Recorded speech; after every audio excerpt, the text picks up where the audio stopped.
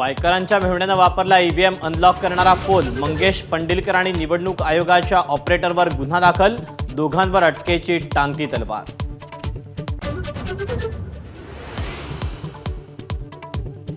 EVM आणि पंडिलकर यांचा काहीही संबंध नाही। ईव्हीएमला ओटीपी लागतच नाही। निवडणूक निर्णय अधिकारी वंदना सूर्यवंशी यांचं महत्त्वाचं स्पष्टीकरण।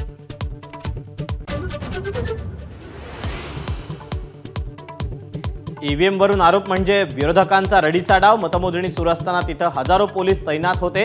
रवींद्र वायकर यांनी फेटाळले आरोप।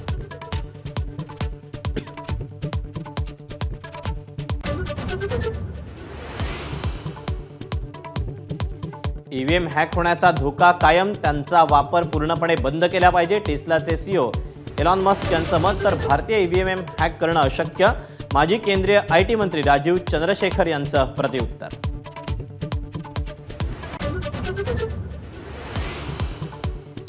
पावसाळी अधिवेशनापूर्वी राज्यातील मंत्रिमंडळ विस्तार। महायुतीचे तीनही महत्त्वाचे नेते दिल्लीला जाणार। राष्ट्रवादीला हवी आहेत एक कॅबिनेट आणि 2 राज्य मंत्रिपद।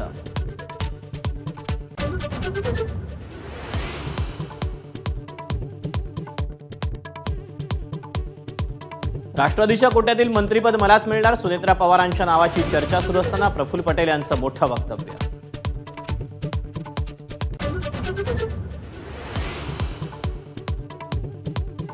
आत्महत्या केलेल्या तरुणाच्या कुटुंबांचं सांत्वन करताना पंकजा मुंडेंना अश्रू अनावर।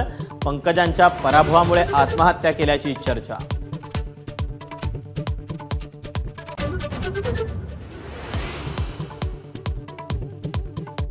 भाजपच्या मदन भोसलेंविरुद्ध सीबीआयकडून गुन्हा दाखल। किसनवीर साखर कारखान्यात घोटाळा केल्याचा ठपका। बँक ऑफ इंडियाचे 60 कोटी बुडवल्याचा आरोप।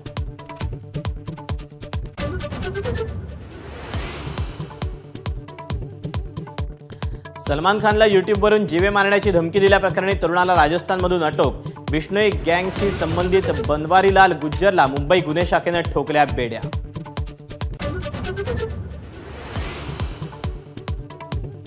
शीना बोराचे अवशेष गहाळ होणं अतिशय धक्कादायक। आरोपी इंद्राणी मुखर्जीची एबीपी माझाला एक्सक्लुझिव्ह प्रतिक्रिया। शीना जिवंत असल्याचा पुनरुच्चार।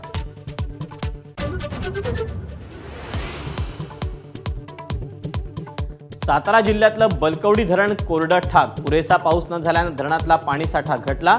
24 वर्षांनी 2 मंदिरांचे अवशेष दिसू लागले।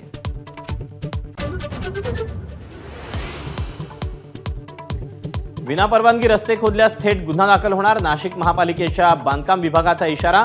25 जूनपर्यंत खोदलेले खड्डे बुजवण्याच्या सूचना।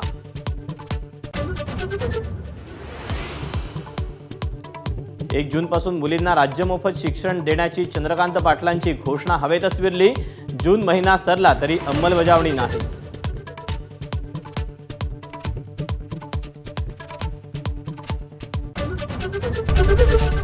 एबीपी माझा, उघडा डोळे बघा नीट।